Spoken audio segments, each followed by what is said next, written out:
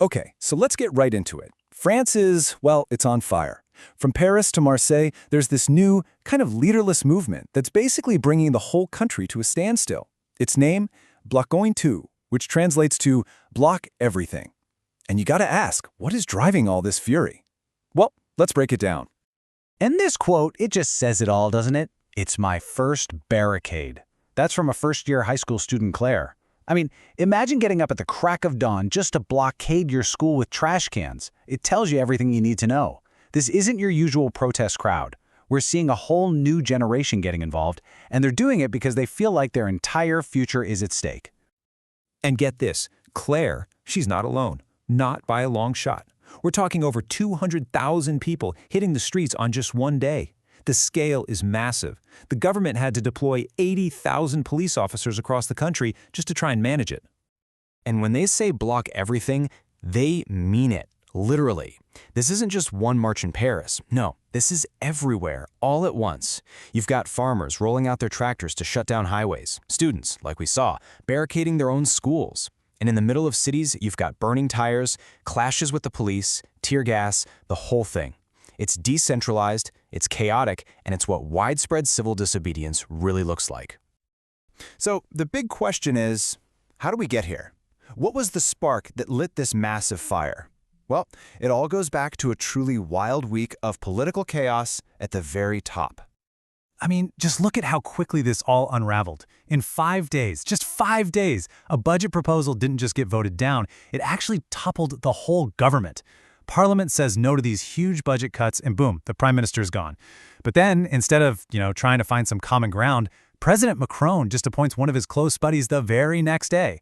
To a lot of people, that felt like he was just completely ignoring the vote. And that's when the streets just exploded. 3. Just think about that number. France has gone through 3 prime ministers in a single year. That's a staggering amount of instability. It's like a revolving door at the top, and it does more than just look chaotic. It creates this huge power vacuum and just reinforces this feeling people have that, yeah, the government is completely broken.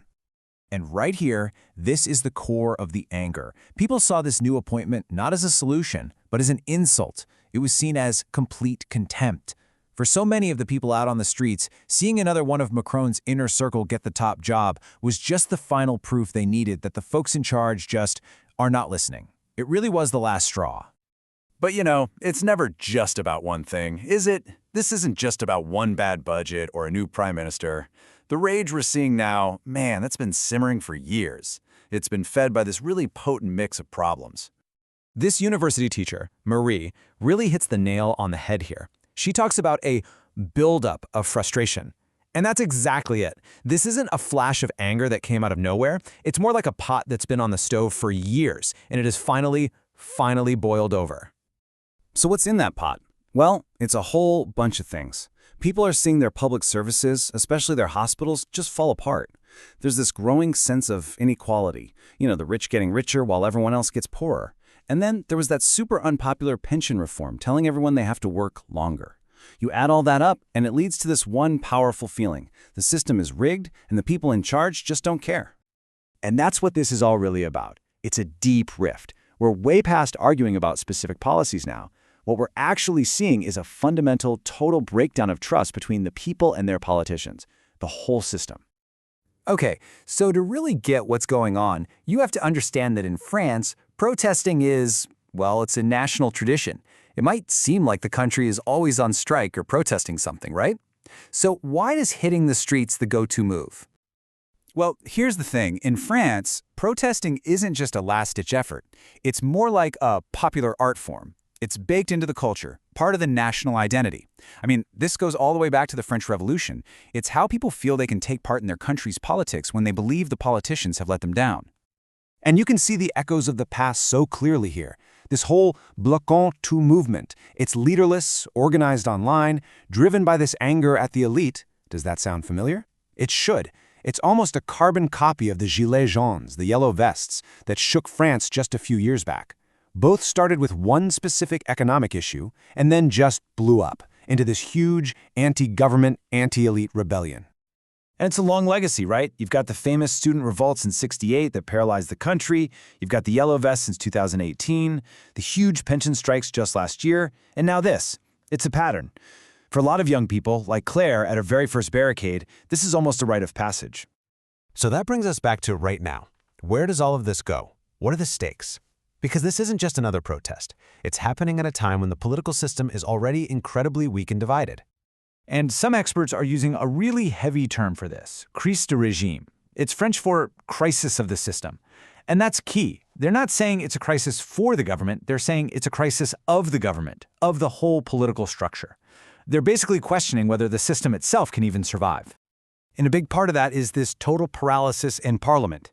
The government is gridlocked. The president can't get a stable majority together, which means, well, it means they can't really pass laws or budgets. They can't govern. And that gridlock just pours more fuel on the fire, making people even more frustrated and convinced the whole thing is broken. So who benefits from all this chaos? Well, all this instability, as one analyst said, could be a gift to Marine Le Pen. Her far-right party, the National Rally, is already polling at around a third of the vote, which is historic high. And that's really the ultimate danger here. Every single burning barricade, every time Parliament is deadlocked, every little sign that the mainstream can't govern, it just makes the far-right's message of burn it all down sound more and more appealing. The chaos on the streets today could totally reshape French politics for years, maybe even a generation to come. So that leaves us with the big, unanswered question. Is this just another flash in the pan that's going to burn out? Or are we watching the start of a massive social movement that could change everything? Right now, nobody knows, and France, and honestly all of Europe, is just holding its breath, waiting to find out.